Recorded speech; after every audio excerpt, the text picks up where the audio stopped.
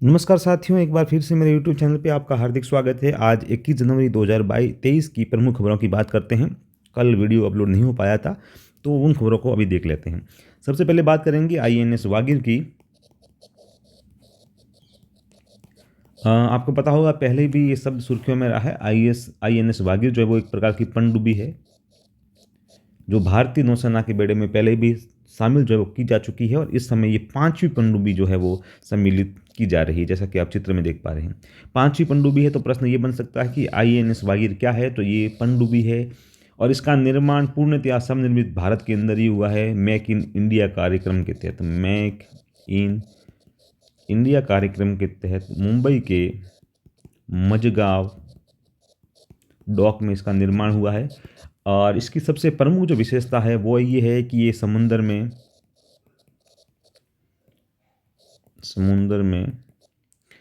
बारूदी सुरंग बिछाने में सहायक है। ये समंदर के अंदर बारूदी सुरंग भी बिछा सकती है। तो मुख्य रूप से आपको ये परीक्षा में अगर प्रश्न पूछा जा सकता है, अगर ऑब्जेक्टिव टाइप परीक्षाओं में, तो INS वागिर क्या है ये प्रश्न पूछा जा सकता है, और ये एक प्रकार की पनडुब्बी है, ये आपको ध्यान रखना है।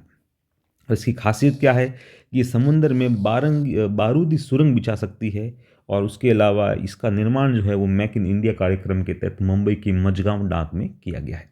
चलिए दूसरी खबर देखते हैं। दूसरी खबर है, पशुपालक युवाओं के राष्ट्रीय सम्मेलन का आयोजन हुआ। पशुपालक युवाओं का राष्ट्रीय सम्मेलन,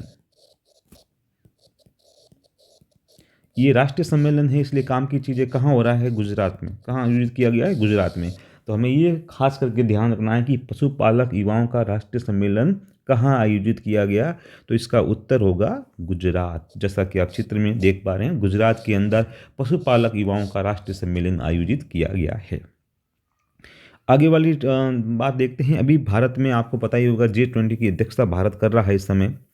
तो उसके लिए भिन्न भिन्न शहरों के अंदर विभिन्न मुद्दों के ऊपर कार्य समूह की बैठक हो रही है कि जब उसका बैठक होगी G20 की, तो उस समय किन किन मुद्दों पर चर्चा की जानी है, तो उसकी पूर्व तैयारी बैठक हो रही है। तो G20 की पहली पर्यावरण और जलवायु निरंतरता कार्य समूह की बैठक कहाँ हुई है? पहली पर्यावरण और जलवायु निरंतरता कार्य समूह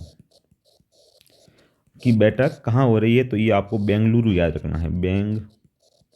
बेंगलुरु में आयोजित हो रही है पहली पर्यावरण और जलवायु निरंतरता कार्य समूह, किसकी? G20 के लिए। तो देखिए, G20 के संबंध में प्रश्न पूछे जाएंगे, निश्चित तौर पर प्रश्न पूछे जाते भी रहे। तो चूंकि वो थोड़ा सा अभी लेट है, इसका सम्मेलन, मुख्य सम्मेलन जो है वो, इस वजह से इनकी अलग अलग जगह पे कार्य समूहों की बैठक हो रही है। जो जो इनके समूह बने हुए हैं उनकी, कोई पर्यावरण पे हैं, कोई उद्योगों पे हैं। जब उनके समय, जब वो मीटिंग होगी, जब बैठक होगी, तो उसमें क्या क्या मुद्दे हैं, तो उसकी पहले पूर्व तैयारी बैठक हो रही है। तो प्रश्न कैसे बन सकता है? देखिए, अलग अलग समूहों की बैठक हो रही है, तो आपको 4 समूह दे देंगे और 4 आगे स्थान दे देंगे, उनको मिलान करने का प्रश्न आ सकता है। जैसे पर्यावरण और जलवायु निरंतरता कार्य समूह की बैठक कहाँ हुई? तो कि बेंगलुरु में।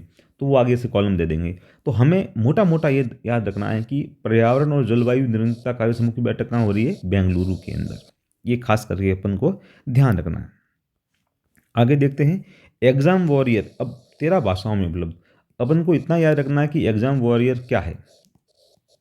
एग्जाम वॉरियर्स, ये एग्जाम वॉरियर जो है, ये किताब है, और इस किताब के लेखक हैं हमारे माननीय प्रधानमंत्री नरेंद्र मोदी, श्री नरेंद्र मोदी। एग्जाम वॉरियर किताब, प्रश्न पूछा जा सकता है कि एग्जाम वॉरियर पुस्तक के लेखक कौन हैं? तो इसका उत्तर हो जाएगा माननीय प्रधानमंत्री नरेंद्र मोदी।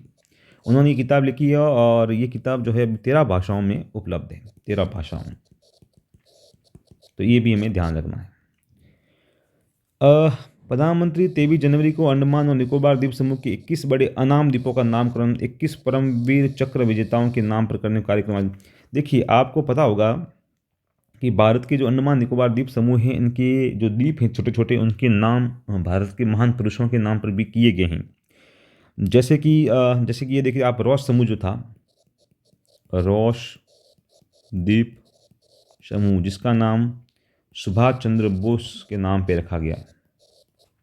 तो ये भी प्रश्न आ सकता है कि रॉस समूह का नाम क्या रखा गया है? सुभाष चंद्र बोस के नाम पर। उसके अलावा वहाँ 2 द्वीप और थे, नील द्वीप और एक आपका हेवलॉक द्वीप था।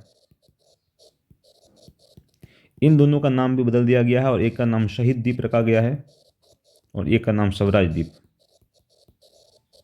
ये भी पहले हो चुका है। तो ये 2018 में ये नाम 2018 के अंदर ये नाम रखा गया था। रॉस द्वीप समूह का नाम बदल के सुभाष चंद्र बोस द्वीप कर दिया गया था। नील द्वीप का नाम शहीद द्वीप कर दिया गया था। हेवलॉक द्वीप का नाम स्वराज द्वीप कर दिया गया था। उसी प्रकार के 21 द्वीप और हैं। तो उन 21 द्वीपों का जो नाम है वो नामकरण 21 परमवीर चक्र विजेता वीरों के नाम पर किया जाएगा। तो हमें तो मोटा मोटा याद रखना कितने द्वीपों का नाम बदला गया है, तो वो है 21 द्वीपों का, क्योंकि इनमें जैसे हवलदार मेजर पीरू सिंह, आपको हवलदार मेजर पीरू सिंह के बारे में पता है, ये राजस्थान के थे। और इसके अलावा आप दूसरे नाम भी धन सिंह थापा, जोगिंदर सिंह, मेजर शैतान सिंह, ये भी राजस्थान के, अब्दुल हमीद लेफ्टिनेंट।